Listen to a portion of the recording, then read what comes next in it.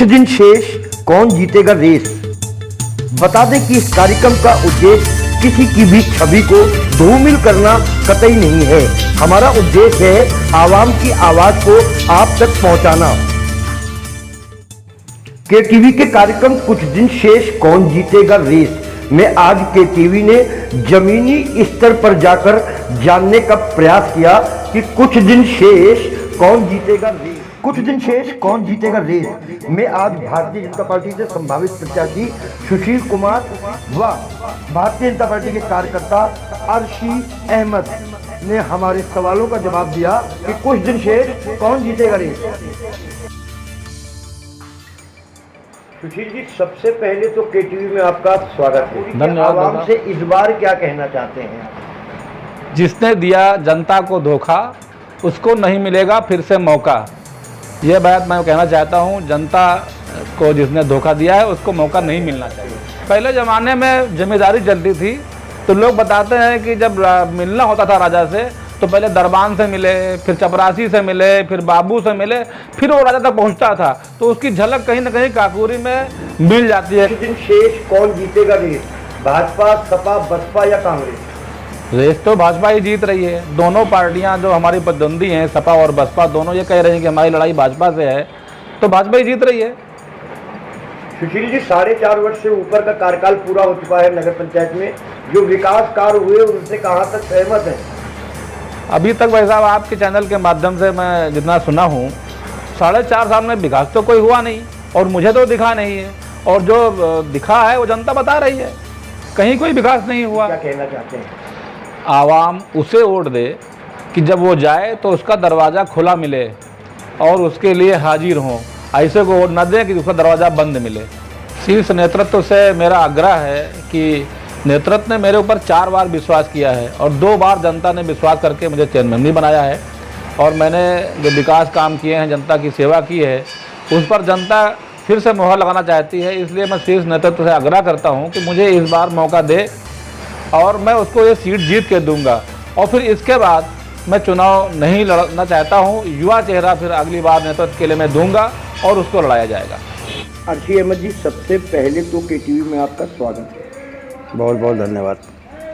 KTV का एक कार्यक्रम है कुछ दिन शेष, कौन जीतेगा रेस, भाजपा, सपा, बसपा, कांग्रेस, कौन जीतेगी? देखिए, भारतीय जनता पार्टी रेस जीत सकती है और सीधा मुकाबला उसका समाजवादी पार्टी से होगा, क्योंकि मैं भारतीय जनता पार्टी का सक्रिय सदस्य हूँ। अर्शी जी, 4.5 वर्ष से ऊपर का कार्यकाल पूरा हो चुका है लगभग, और इन 4.5 वर्षों में जो नगर पंचायत काकोरी में विकास कार्य हुए हैं उनसे कहाँ तक संतुष्ट हैं? विकास कार्य बहुत हुए हैं इस 4.5-5 साल में, और मैं आपके केटीवी के माध्यम से काकोरी की जनता से ये भी कहना चाहता हूँ कि जो मौजूदा चेयरमैन हैं ये बहुत ही नेक इंसान और बहुत ही शरीफ इंसान और भ्रष्टाचार से मुक्त इंसान हैं, और कभी भी इन्होंने कभी भी किसी चीज़ में कभी कोई भ्रष्टाचार नहीं किया है। साफ़ सफाई हो रही है। मैं तो मेरे घर के सामने करीब 20,000 स्क्वायर फीट का प्लाट है, वहाँ पे मैं देखता हूँ कि वहाँ पे कूड़ा पड़ता है कस्बे से आके, और ठेलियाँ आती हैं, सूखा कूड़ा वाली भी ठेलियाँ आती हैं और गीली ठेलियाँ आती हैं, सब आती हैं, कूड़ा ले जाता है। हर घर से कूड़ा उठता है नहीं, पहले जो है घर के बाहर अंबार लगा रहता था कूड़ों का। सफाई हो रही है। प्रधानमंत्री आवास योजना को लेकर क्या कहना चाहते हैं? प्रधानमंत्री आवास लेके कहना चाहते हैं, लगभग लखनऊ में 8 नगर पंचायतें हैं, जिसमें उत्तर प्रदेश में तीसरे नंबर पर है और लखनऊ में पहले नंबर पर है, और कॉलोनियाँ करीब यहाँ से 3,000 के आसपास आवास आए हैं प्रधानमंत्री योजना के सेंट्रल गवर्नमेंट से। और जो भी गरीब जिनके पास पन्नियाँ तनी हुई थी और बेचारे बरसात होती थी तो पन्नियाँ ढूंढते थे, ये बात कम से कम उनको पक्की छतें मिल गई हैं और वो लोग सुकून से अपने रह रहे हैं। तो जो भी है, अब 1-8% अपने रह गया होगा तो नहीं कह सकते हैं, लेकिन ये जो है कि पूरा सबको मिला है आवास।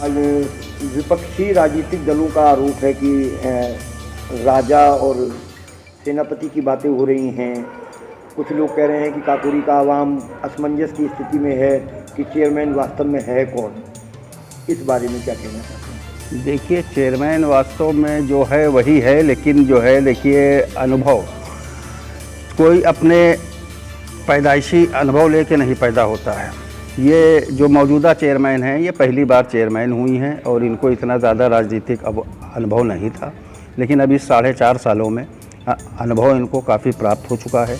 और मैं आपको KTV के माध्यम से काकोरी जनता को ये बताना चाहता हूँ कि जो लोग ये आरोप लगा रहे हैं कि सेनापति चला रहे हैं या महामंत्री चला रहे हैं, तो आगे अगर जनता ने इनको चुना और इनका साथ दिया और फिर ये दोबारा चेयरमैन हुई, तो ना कोई महामंत्री होगा जनता के बीच में, ना कोई सेनापति होगा। यही एक राजा होगा, यही पब्लिक से मिलेगा, यही पब्लिक से रूबरू होगा, यही पब्लिक का काम करेगी। देखिए विनय कौशिक जी, मैं आपके माध्यम से काकोरी जनता को बताना चाहता हूँ कि जहन में रख के और देखिए, अब प्रत्याशी तो समाजवादी के बहुत हैं, ठीक है, कोई कहीं से आ गया फिर चले गए, फिर कहीं से आ गए, सब एक वो है।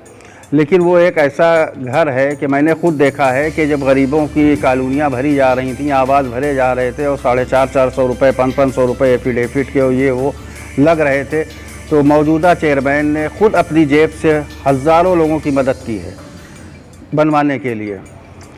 और दूसरी बात ये रही कि देखिए ये लोकल चुनाव है, इससे ना कोई यूपी गवर्नमेंट बन रही है, ना कोई सेंट्रल गवर्नमेंट बन रही है, ये हम ही पब्लिक के बीच का आदमी आएगा और हम चाहते हैं कि ये मौजूदा जो चेयरमैन है इसी को पब्लिक एक दफ़ा दोबारा मौका दे और ये अच्छा काम करेंगे, क्योंकि इन लोगों को इस 4.5 साल में अब अनुभव होगा। आपने अभी कहा कि अनुभव की कुछ कमी थी, जिसके चलते जो परिस्थितियाँ बनी हैं ऐसा हुआ, क्या कहना चाहते हैं?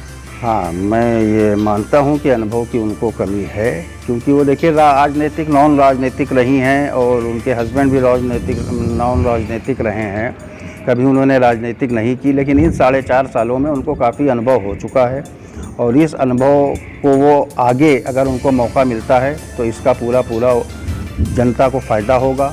कौशिक जी, आपके KTV चैनल के माध्यम से काकोरी जनता को बताना चाहता हूँ कि देखिए चुनाव तो 5 साल में आते हैं और आएंगे, 5 साल का वक्त गुजर जाएगा, फिर चुनाव आएगा, लेकिन चुनाव में जो है ये लोकल चुनाव है, इसमें जो है विचारों का विरोध होना चाहिए, किसी विशेष व्यक्ति का विरोध नहीं होना चाहिए। कुछ दिन शेष, कौन जीतेगा रेस में आज के लिए बस इतना ही। कल आपसे फिर मुलाकात होगी नए मुद्दे और नए उम्मीदवारों के साथ। तब तक के लिए शुभ रात्रि, शब बखैर।